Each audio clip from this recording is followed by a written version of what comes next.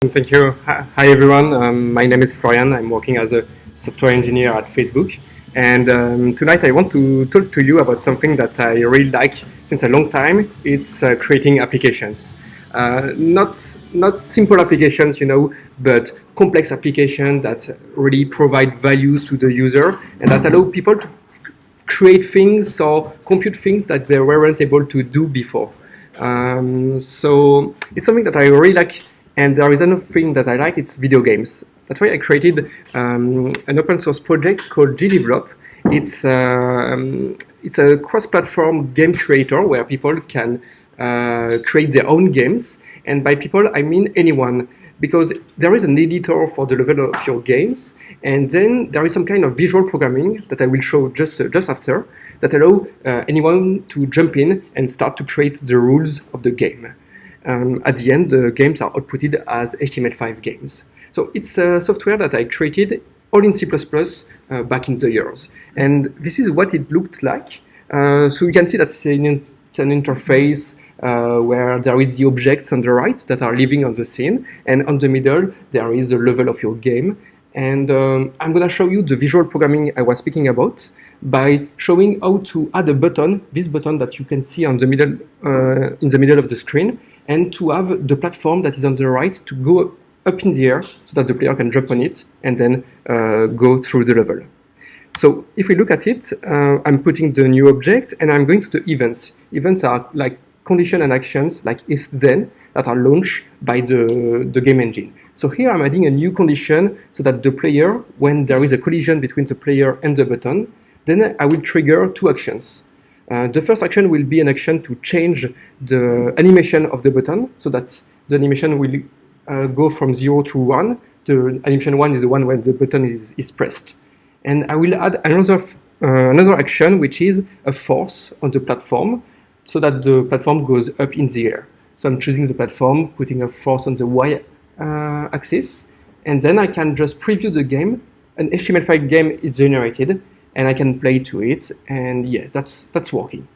So using the simple principle, people are able to create quite a lot of games actually, and things were going all right like this for quite a few years. But at some point, I had a problem. The editor was really getting old. I mean, for example, I had a lot of cross-platform issues with the UI toolkits. The support for macOS and Linux was really bad. Lot of crashes. Iterating on the software was really slow, well, C++. And building the UI was slow and limited to the all UI components that were only on the offered by the toolkit. And honestly, the UX was needing some enhancement, or at least a lot maybe. And the entry barrier was also high for a new contributor, C++ again. So it was time for me to React. And I've been working with React and React Native since a few years at this time. And I was like, could the web technology help me to improve the software?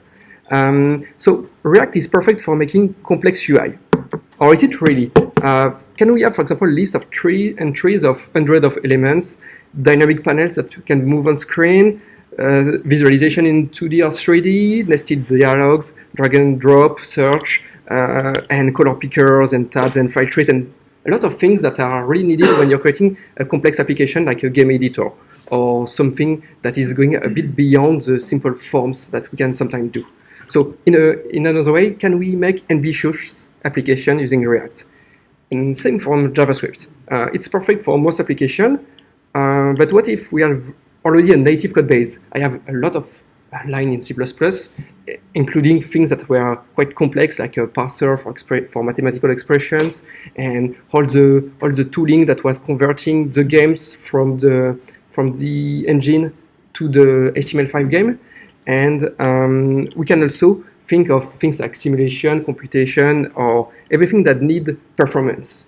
Is JavaScript really a good way of achieving this? If we look at the code base of GDevelop, that was this. So it's an application running. It was an application running with WX widgets, which is still a C++ toolkit to create cross-platform interfaces.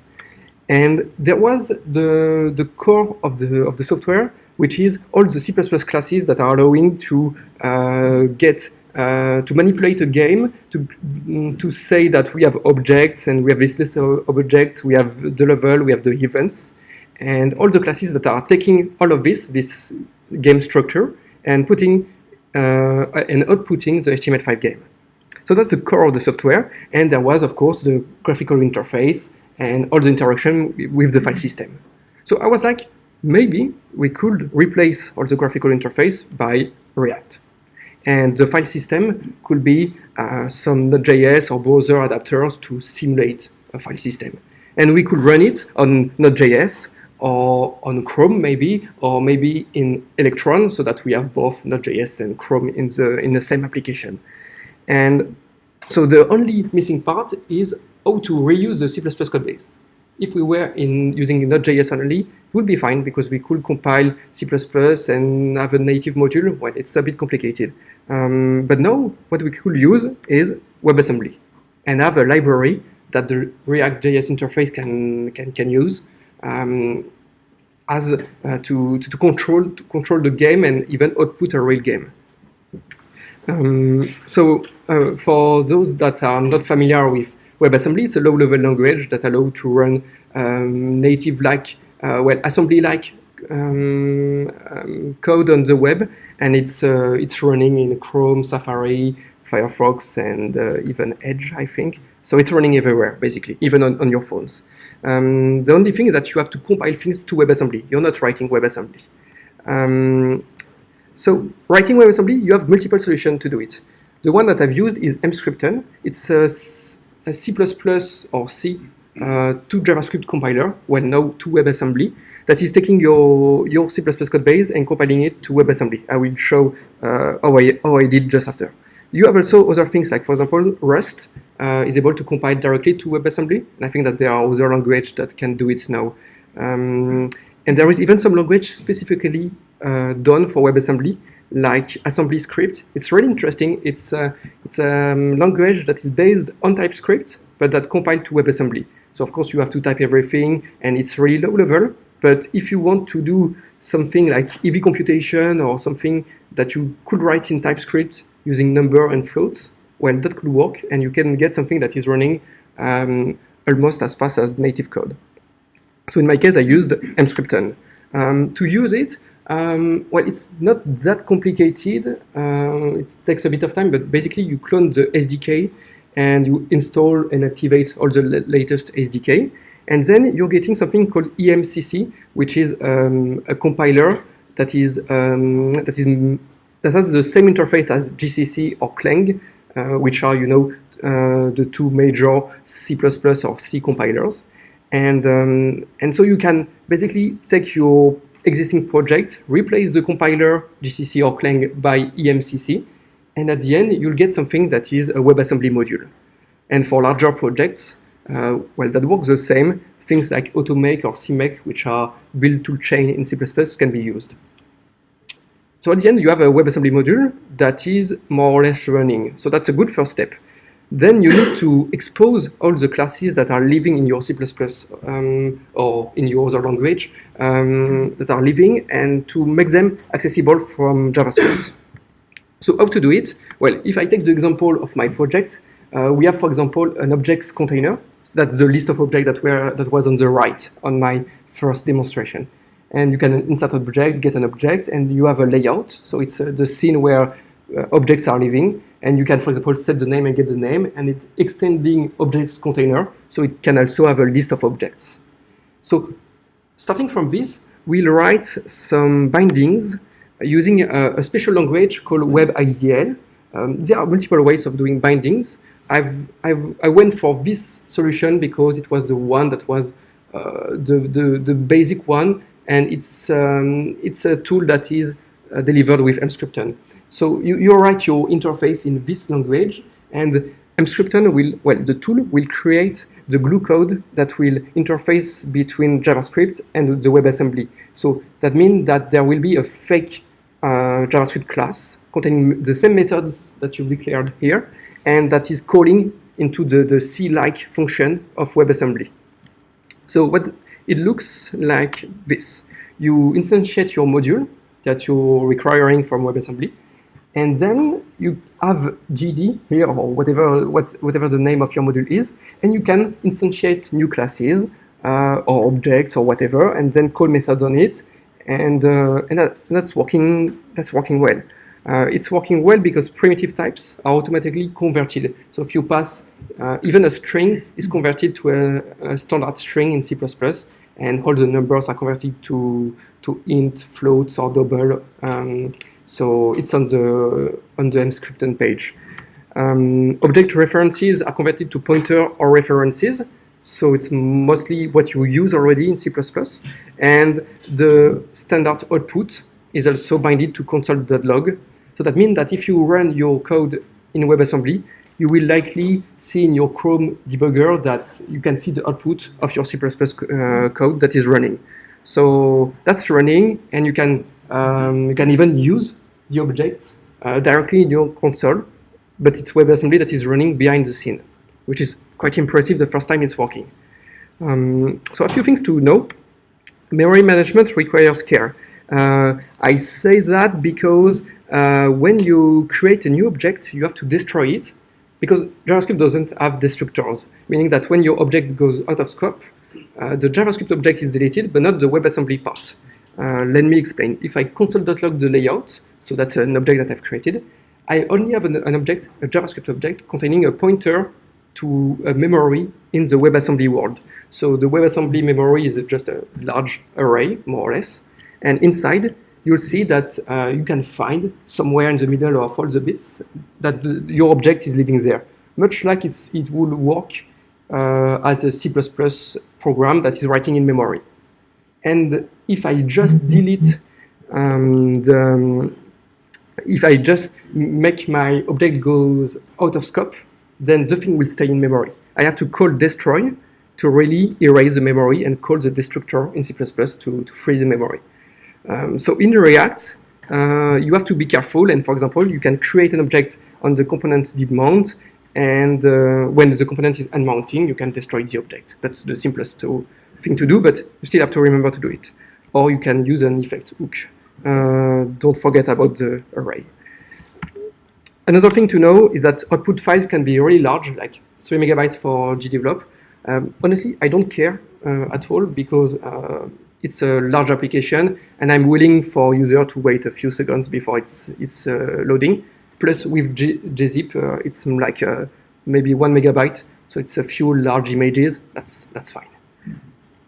And plus, when I'm not on a browser but on Electron, I don't pay for this price, because my application is already 100 megabytes large. So a bit more, a bit less, that's the same. And the last thing to know is that you better have a set of tests that make sure that everything is working, because these are the kind of errors that you get when something is wrong in your WebAssembly code. So that's not useful at all. And it can happen, for example, if you enter the wrong type of parameters. If you pass, for example, a string or an object, and the WebAssembly is expecting a number, well, that could work. But the other way, if you pass a number or a string while the WebAssembly module is expecting a pointer to something, so an object, then it will try to write in a bad memory, and things will more or less explode. Same if you forget a parameter, or same if you delete an object, if you could destroy, and then if you try to use it, you will use something that has been destroyed in memory, so you'll get a crash. But if you're careful about this, you get your code base running in WebAssembly on your browser. So that's the most difficult part that is now done. And now we can think, okay, we have the core of the software that is running inside the browser. So this is done. We still have the rest of the code base, and in particular, all the interface to redo in React. I say redo because I've started from scratch, deleting all the code for the old interface and start from scratch in React. So now I'll try to show a few patterns and a few tips that could be useful when you're making like this a large application that is more a desktop application than a web page. So first thing is that if you're creating a complex UI, by complex I mean you can have a ribbon, you can have a property grid, you can have context menus, list of objects, trees, checkboxes, all of it, even a color picker. For all of these things, I didn't want to start from scratch again and remake all these things. I wanted to use ready-made components. So I searched for a component library, so things like Material UI, React Toolbox, or Blueprint. And I think the most important is to check if there is an extensive list of components that you can reuse, if you can customize them if needed. Are they accessible? For example, you want your user to be able to press tab to go from one field to the other, like in a native application. And check the documentation quality, of course. I've used Material UI because it was the most extensive list of components that I could find. And it's super easy to use. Then in your application, you can have some large list to render. In my case, it was a list of objects that can be hundreds of objects long. In this case, a good thing to use is to go to the path of virtualization. For example, using React Virtualized or React Sortable HOC. The idea is that only the DOM elements that are displayed on screen will be in memory. So if you have a large list of thousands of objects, you'll have only the 10 objects that you can see living in the DOM, so that Chrome or any other browser won't slow down when rendering the list. It's pretty easy to use. Let me just show you how to use React Virtualized and React Sortable HOC. If you have an object row and a list that is just iterating on the row, then you can convert it to a virtualized and sortable list by doing this. So you can see that you have still the object row that is wrapped into a sortable element. Same for the list that is wrapped into a sortable container. And in between, we have the object list, which is a list. We're not iterating manually on the list. We're calling list from React Virtualized, and we are passing a renderer. So that React Virtualized will see where you are in your scroll position, and will only call the renderer for the rows that are to be displayed on screen. So using this, you can get something that you can drag and drop, you can reorder elements, and it's virtualized. So you get the best thing that you could opt for. Then next thing is that you may want to have panels or resizable editors, meaning that, in game editors or large applications, sometimes people want to personalize their workspace. They want to have a panel on the right, but they want to put it on the left because it's more suited to the way they work. So to do this, I've searched a bit and found this styling library, which is called React Mosaic. It's done all in TypeScript, and it's really impressive. Look at it. You can basically have a workspace that you can customize, and I think it's maybe even better than what I've seen in native applications. Next thing is that sometimes you have large trees that you want to render. In my case, the trees were these trees of events. So an event can have condition and action, but it can also have sub-events. It's like a block in programming, and a sub-event can have a sub-event, and so on. So to show this large table of events, I used to do something, it was 2000 line of C++ in the native code base, and I wanted to do the same using React. And here again, I've seen that virtualization was useful. So there is this library called React Sortable Tree that displays more or less what I want from the beginning. I've customized it quite a bit, to be honest, and maybe at some time I will redo it from scratch, because sometimes when you're drag and dropping things, it's not working so well. But still, everything is virtualized, and the way it's done is quite interesting. Every node that you see on the screen is actually a row of a list, and they're simulating the links between the nodes, but it's still a list that is virtualized, so it's fast. And maybe the most complex thing that you can maybe have in an application is a custom visualization. For example, here it's the level of a game, and for level of a game you cannot really rely on the DOM, meaning that maybe it's a good idea to go to the WebGL path. In my case, it was natural because the game at the end is outputted as an HTML5 game running on WebGL. So why not do the scene editor using it?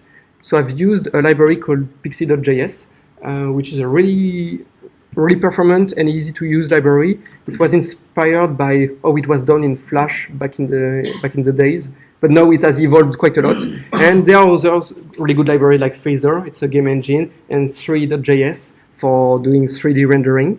So all of this can, by using WebGL, you can get something that is really performant. I can't really see the difference between the old and the new app using them. Sometimes still the DOM can be useful. For example, I have an editor when I create the polygon, that is the hit mask, the collision box of my objects. And in this case, I've simply used an SVG that I'm rendering on the top of the object, and using things like on mouse move up and down, I can allow people to drag and drop the vertices of the polygon. Actually, you can use on pointer move so that it's working on touch screens. Let's continue with things that could be useful when things are not fast enough.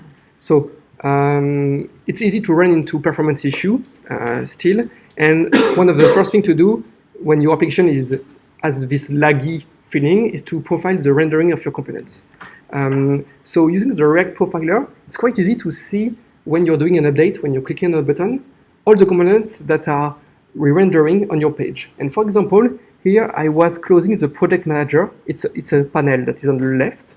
And when I was closing it, the whole application was re-rendering basically. So there was a 1 second lag.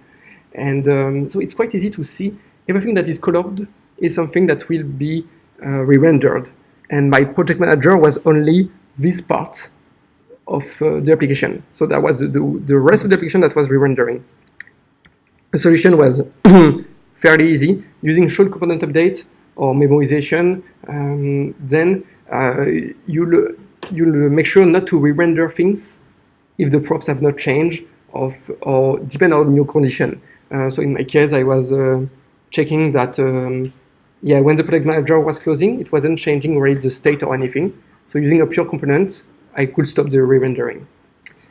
Be careful, be sure to measure the performance in production, because another time I was profiling something that was not rendering fast enough in the list of events.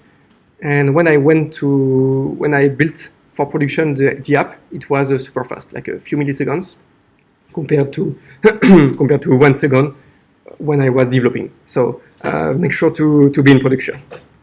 Sometimes things can be slow because of your call to WebAssembly. So WebAssembly is fast, but the call to WebAssembly can have some overhead. For example, if you have a list of objects that you're rendering, you're iterating on the objects, and if my object here and get type or get variables are WebAssembly methods, then I will pay the price to go over the bridge between the JS and the WebAssembly world every time I'm calling those functions. If I have thousands or even hundreds of objects and every call to WebAssembly is a few milliseconds, at the end it's almost 1 second. So it won't be noticeable in most UI situations, but sometimes it can be a good idea to make sure that you're not calling too much of these methods. And if you have to, it's maybe a good idea to store things like, for example, the name of the objects or the path to a file name or whatever on the JS world, so that you can just so that you can avoid calling WebAssembly every time you're re-rendering your list. At some point, your database, your code base is growing, in particular in a large application like this, and you may start to have new contributors, and things can get a bit out of hand. So the first thing that we'll say is to stick to your components. If you're making a help button, you're using the flat button from Material UI, for example, you add help, and then you're like, okay, maybe the help button should be a bit smaller, so I could just add a font size 12 or whatever CSS class. And I think that at the end, this kind of quick hack won't scale in your application, because people will start adding their own help button with a font size that is slightly different, or when you want to refactor this, well, that's a nightmare. You have to go through the whole application. So the idea is just to make a component for it, make a component for everything. Using React is a few lines for making a new component. In a way, what I'm saying is have a design system and stick to it. There is something that can help you to make a design system. I will talk about it. Another idea is don't unit test your components. Well, actually do a bit of unit test, but only for the part where there is some logic. I don't have a lot of unit tests actually in GDevelop. I do have lots of unit tests, but only for the core, the C++ part, that is really containing all the logic, the business logic. For the visual component showing a dialogue, and for example, showing the properties of the game, the name, the author, and the size of the window, I don't have a unit test for it, but I have something else. I have visual stories. So using Storybook or React Style Guide List, you are able to create a list of all your components in your application and to have visual test cases in a way. So the idea is that rather than making a test that won't provide a lot of value to you, you create a story in Storybook, and then you can go through all your components. And that's really useful if, for example, you're upgrading to the new version of Material UI, or you're making a new refactoring that is breaking everything. You will see quickly in a few seconds if something is broken. You go through your component and you see if something is badly broken or not. And things that could not be seen in unit tests, like, for example, the button is rendering slightly different, so it's breaking some layout. And one final advice would be to use types. So depends. I started without types on my project, so it was plain JavaScript, and I then added Flow. Or it can be Flow or TypeScript, whatever you like. I use Flow because I was used to be using it in React Native, and it's well, types can be sometimes like feeling a bit like adding too much. Adding robustness, but too much to your application, and it's starting to be you're feeling slow when you're writing your code. I think that at least if you add types to the props of your components, you will get useful information. For example, if you're refactoring your component to change the name of a prop or whatever, these things happen all the time when you're coding, then you will automatically get a list of everything that is broken in your application. That's super handy. You can go and fix them, and if you're using Flow, you can actually go and not fix them and just test your application and then fix them when you have the time, before committing, of course. It can help auto-completion, avoid most silly mistake or mistakes that are not yours but mistake from other people. It can help to document your objects. So in a way, types are getting really useful not when you're writing them, but later, in a few months later, when you'll have forgotten, when you will be someone, you will be like a stranger to your own code, and at this point the type will be there to save you for doing silly mistake, or to tell you this object is this type and you cannot pass this other object because, oh yeah, it's mostly the same but there is a slight difference. So they really shine a few months later when someone else, and the someone else can be you, is working on the app. So I think that using this, we are able to both have the core of the application in a WebAssembly and to use it in a React and have something that feels like an application. Let's just finish by looking at how we can package the application. There are a few options. I used Electron, but you can, for example, make just a web app. There is this application, squoosh.app, that is made by some guys at Google, and they're showing how to use WebAssembly on a mobile application. It's working quite well, and it's open source. It's a really small application. In my case, I use Electron because I wanted to have some application that I could bundle and distribute as a downloadable application. And you can even go to the most complex way of building your things, and you can use Chromium embedded framework. So, for example, Spotify or the Steam chat are done using this. It's a native application. So if you have a native application, you can use the Chromium embedded framework to have a web view showing in your application, so that you can keep having a native application but show all the interface in JavaScript and HTML. That's what Spotify is doing. Something that I will advocate for is that if you have the possibility, for example, if you're running on Electron, you can override, for example, the Material UI menu and display a native menu instead, so that your application feels more native and less webbish. So I won't show exactly how to do it, but basically, you create two classes implementing the same, two components implementing the same interface, and you're either using the components from Material UI or calling into the native API from Electron. So you get for free something that is running on the web and running in Electron. And using this, I think that we have everything. So let's see the result. That's the new application. And here I'm doing the same thing as before. So I will be adding an object that is a button, and I want that when the player press it, then the platform goes up in the air. So here I'm even creating the button. I will rename it to be button, and then I will work to add the events just like before. So I'm putting it on the screen and then going to the events. So you can see that the interface is mostly the same but different. And here I'm choosing the collision event between the player and the button. And then I will add the two actions just like before. So the first one this time will be to add a force to the object so that it goes up in the air. And the second one will be the action to change the animation of the button so that is pressed. So all of this is React.js using Material UI, calling into WebAssembly to store everything that is related to the game. And when I press play, WebAssembly is compiling this to an HTML5 game, and we'll get the same result. So the last question is, what are users saying? I will be honest, the first time I've displayed the new version as a beta version, people weren't happy at all. They were like, oh yeah, that's a new application. It's not, they weren't happy because it was a new application that was not having all the features of the previous one. So they weren't happy because of Electron, React.js, WebAssembly. They weren't happy because it was missing features. And after 1 year, 1 year and a half of upgrading it, then they're starting to say that, well, what a difference a year can make, or even that things have become easier, and they can even feel more productive on the new version than the previous one. So I could say that it works. And it works really well, maybe even better than what I did in the native world.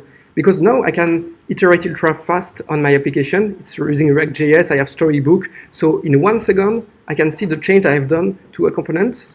I can have a cross-platform compatibility that is almost perfect. I have faster startup time.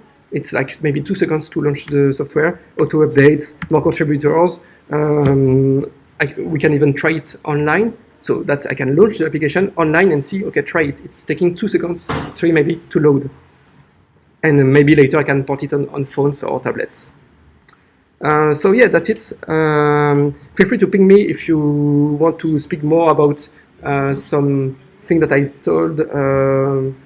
If you don't agree with something, let me know. And you can check the application, and it's an open source software, so you can go on GitHub and see how it's done. There is a separate repository for the mscripten part. And I think that's all. Thank you.